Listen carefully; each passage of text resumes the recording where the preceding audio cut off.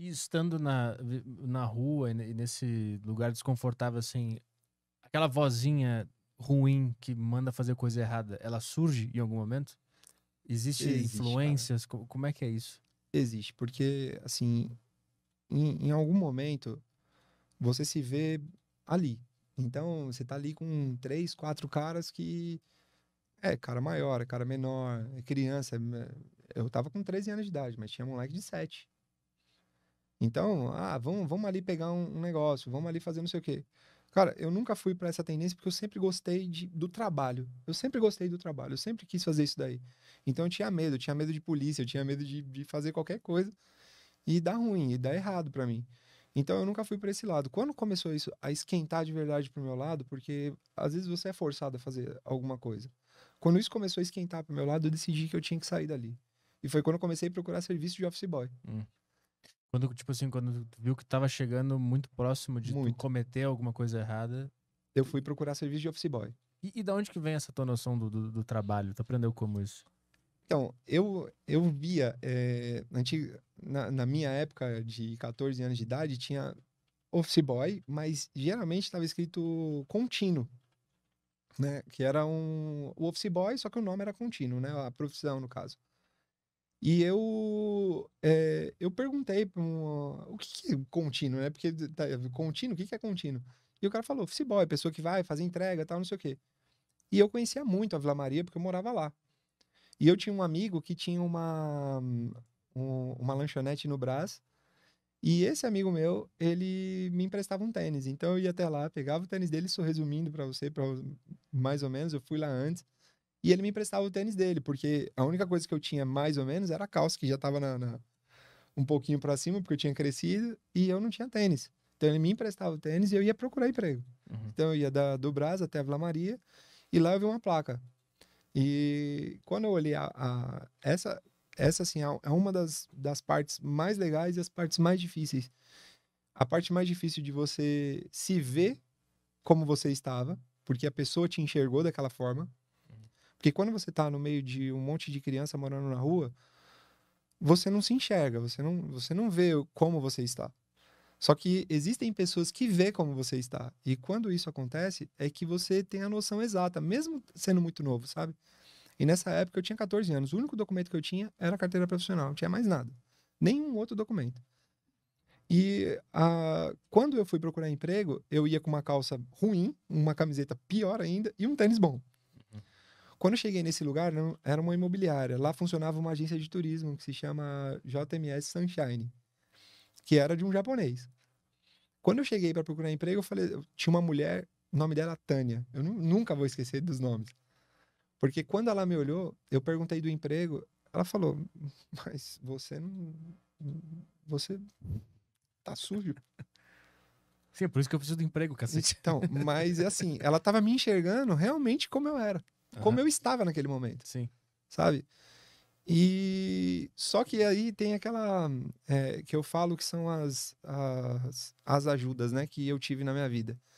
E aí quando o japonês que era o dono, o Marcelo, ele olha lá de dentro, ele fala: não, o que que você quer? Fala aí, qual que é o que você quer? Eu falei assim: eu quero esse emprego. Ele falou: vem aqui. E aí ele começou a me perguntar coisas, né? E assim, tipo, onde você mora? Eu menti, falei que eu morava na casa dos meus avós, do meu avô, né, no caso. E comecei a contar uma história pra ele que não era a história real. Não falei a verdade pra ele. Mas era uma meia verdade. E Uhum. ele falou: você conhece o centro de São Paulo? Eu falei: conheço mais ou menos. Eu conhecia tudo. E ele falou: tá bom, então eu vou te dar um emprego, só que assim, eu vou te dar esse teste aqui. Se você fizer certinho e voltar, beleza. E ele me deu um serviço pra ir no Anhangabaú fazer um trampo. Fui na Praça Dom José Gaspar, não era nem no Anhangabaú, com a 7 de abril. Fui fazer esse trabalho, peguei, entreguei, fui, peguei o ônibus, voltei rapidinho. Ele falou: caramba, você já voltou? Eu falei: já. E aí ele falou assim: então tá, então o emprego é seu. Só que todo dia eu tava manjado, a camiseta era a mesma. Só Uhum. que um dia, nesse período, que é a parte triste desse negócio, foi quando o meu amigo não foi trabalhar. E aí eu não tinha como pegar o tênis.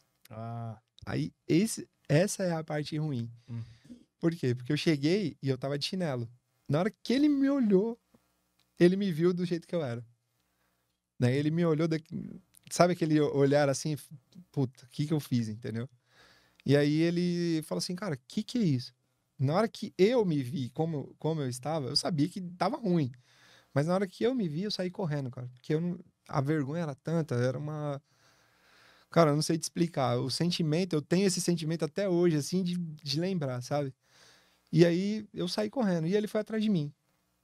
Quando ele foi atrás de mim, ele começou. A gente tem uma praça, não sei se você conhece a Vila Maria, mas tem uma praça que chama Santo Eduardo.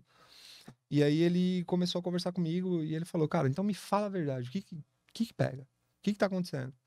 Eu falei pra ele, cara, eu moro na rua, não tenho dinheiro, não tenho. É isso, e abri o verbo pro cara. E aí foi quando ele falou assim, tá bom. Falou mais nada, falou, tá bom. Então vamos voltar e tal, você vai fazer um serviço pra mim. E aí ele pegou, me deu o endereço no Paissandu, me deu lá o endereço, pediu pra eu procurar uma moça, que era a esposa dele, depois eu fiquei sabendo. E ela me deu um saco e falou pra eu levar de volta. Chegou lá, ele falou assim, ó, tudo que tem dentro dessa sacola aqui é seu. E aí tinha camiseta, tinha tênis, tinha roupa, tinha tudo quanto é coisa. Desde calça até tênis, tudo. E ele falou, a partir de hoje, você vai dormir aqui. E aí... No trabalho. No trabalho. Só que eu tinha que esperar fechar, porque ninguém podia saber que eu dormia lá. Sim. Aí tinha que esperar fechar, ele deixava aberto, eu levantava a porta, entrava, dormia lá, fechava a porta, e no outro dia eu acordava mais cedo e fingia que chegava, entendeu? Só que chegava arrumado, entendeu? E aí foi quando as coisas começaram a acontecer. Essa foi a tua saída da rua. E o mais engraçado foi que essa mulher que trabalhava pra ele, a Tânia, ela roubou esse cara. E eu descobri que ela tava fazendo isso. E eu passei pra ele, só que quando eu passei já era tarde. Já tava, Porque o golpe já tava feito já. Já tava ferrado a empresa. Isso foi quanto tempo depois de tu ter começado a trabalhar lá? Coisa de 1 ano e pouquinho já tava... Ficou quanto tempo lá? Acho que eu fiquei 1 ano e 2 meses, mais ou menos. E, cara, esse cara foi tão bom pra mim, porque eu conhecia outras empresas e através dele, sabe? E através dessa oportunidade que ele me deu, e esse período que ele conseguiu ainda ficar aberto para que eu conseguisse arrumar outro emprego, que eu comecei a trabalhar numa empresa no centro de São Paulo, que aí você andava engomadinho, andava bonitinho, andava de social. A empresa tinha uma casa que os office boys podiam morar. Então foi quando começou a melhorar um pouquinho para mim. E aí deu uma estabilizada. Essa empresa, eu consegui comprar um consórcio que o próprio dono da empresa incentivava os office boys, porque ele também foi office boy dessa mesma empresa e depois se tornou dono.